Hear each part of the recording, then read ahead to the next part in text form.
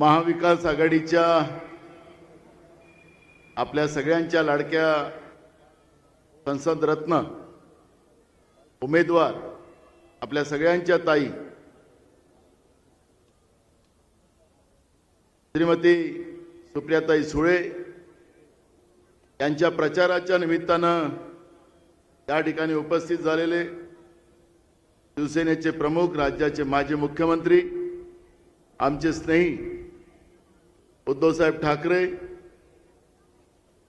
आपले सगळ्यांचे नेते आणि राष्ट्रीय नेते आदरणीय शरदचंद्रजी पवार,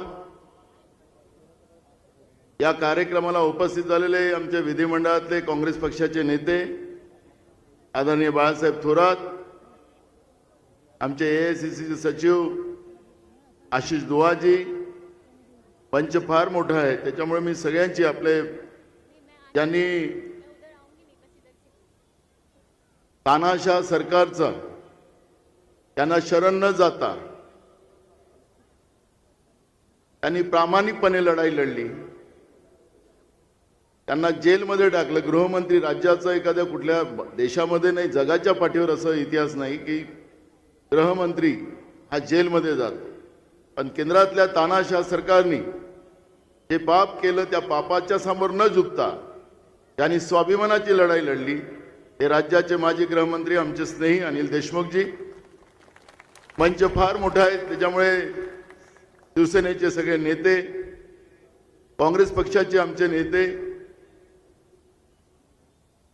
राष्ट्रवादी शरद पवार साहेबांचे सगळे नेते, कम्युनिस्ट, आप पार्टी, समाजवादी पार्टीचे सगळे पदाधिकारी उपस्थित, मोठ्या संख्येनं माझ्या माता बहिणी, आमचे सगळे वडीलधारी मंडळी, युवक मित्र आणि पत्रकार बंधू. खऱ्या अर्थानं गेल्या 10 वर्षामध्ये देशामध्ये त्या पद्धतीची एक तानाशाह सरकार आली आणि परमपूज्य डॉक्टर बाबासाहेब आंबेडकरांच्या संविधानिक व्यवस्थेला संपवण्याचं पाप त्यांनी केलं, लोकशाही संपुष्टात आणण्याचा प्रयत्न केला. या व्यवस्थेच्या विरोधात शाहू फुले आंबेडकरांच्या विचाराच्या महाराष्ट्राने, छत्रपती शिवाजी महाराजांच्या महाराष्ट्राने त्या तानाशाह नरेंद्र मोदीच्या सरकारच्या विरोधात एल्गार पुकारलं. आणि मी तुम्हाला विश्वासाने या ठिकाणी सांगतो की महाराष्ट्रामध्ये 2 टप्प्याच्या निवडणुका झाल्या. या दोन्ही टप्प्यामध्ये महाविकास आघाडीचे 100% उमेदवार निवडून येतात आहेत. अशा पद्धतीचा जनतेने ही निवडणूक आपल्या हातात घेतली. नेत्यांना सांगायची गरज पडत नाही, स्वतः जनता या युद्धामध्ये सामील झाली आणि भाजपला सत्तेच्या बाहेर काढलं पाहिजे. आणि भाजप बरोबर जे कोणी लोक गेलेत त्यांनाही सत्तेतून बाहेर काढलं पाहिजे. हा मानस महाराष्ट्रातल्या शाहू फुले आंबेडकर विचाराच्या लोकांनी घेतला आणि त्या पद्धतीचे निकाल आज महाराष्ट्रामध्ये आपल्याला पाहायला मिळतात. खरं तर मी काल पण बोललो की नरेंद्र मोदींना महाराष्ट्रात येऊन मतं मागण्याचा अधिकार नाही. लोकशाहीमध्ये खऱ्या अर्थानं त्यांना सगळ्यांचे अधिकार असतात, पण प्रधानमंत्री मी एका गुजरातचा असू शकतो हे आपल्याला सातत्यानं महाराष्ट्राच्या लोकांना जाणवतं. जेव्हा खोक्याचं सरकार महाराष्ट्रात आलं, त्या खोक्याच्या सरकारच्या माध्यमातून राज्यातले सगळे उद्योग गुजरातमध्ये घेऊन गेले. साधा कांद्याचा आपला प्रश्न जो आहे त्याच्यासाठी पवार साहेब असतील, आम्ही असतील, उद्धव ठाकरे साहेब असतील, सगळे आम्ही राज्याच्या शेतकऱ्यांसाठी लढतोय. महाराष्ट्राच्या कांद्याची निर्यात बंद केली, पण गुजरातल्या कांद्याची निर्यात चालू आहे. म्हणजे नरेंद्र मोदी फक्त गुजरातचे प्रधानमंत्री आहेत का? अशा पद्धतीचा पहिला प्रधानमंत्री हा असेल की एका राज्यावर प्रेम करणारा आणि एका राज्यामध्ये सगळ्या गोष्टी नेऊन टाकायच्या, अशा पद्धतीचं कृत्य केलं जाते. ही मधल्या काळामध्ये महाराष्ट्रामध्ये मोठ्या प्रमाणात ड्रग आणि आजही ड्रग मोठ्या प्रमाणात आणि नवीन पिढीला बर्बाद करण्याची व्यवस्था महाराष्ट्रामध्ये सुरू झाली. म्हणजे ते ड्रग महाराष्ट्रामध्ये गुजरातच्या मार्गातून आणायचं, मुंद्रा पोर्टच्या माध्यमातून जो यांच्या मित्रांना दिलेला आहे त्या समुद्र मार्गाने या ठिकाणी ड्रग आणायचे आणि महाराष्ट्रातली ही नवीन पिढी बर्बाद करायची, छत्रपती शिवाजी महाराजांचे मावळे खराब करायचे, हे पाप ते लोक करतात. पण महाराष्ट्रातले उद्योग त्या ठिकाणी नेऊन महाराष्ट्रातल्या तरुणांना बेरोजगार करण्याचं पाप, महाराष्ट्राच्या शेतकऱ्याला आत्महत्या करायचं पाप हे लोक करत असतील तर हा महाराष्ट्र कधी शांत राहणार नाही. आणि म्हणून मताच्या रूपाने महाविकास आघाडीच्या सगळ्या उमेदवाराला लोकांनी भरभरून मतं देण्याचा निर्णय घेतला. तिसऱ्या टप्प्यातल्याही निवडणुकीमध्ये तेच चित्र आपल्याला पाहायला मिळेल.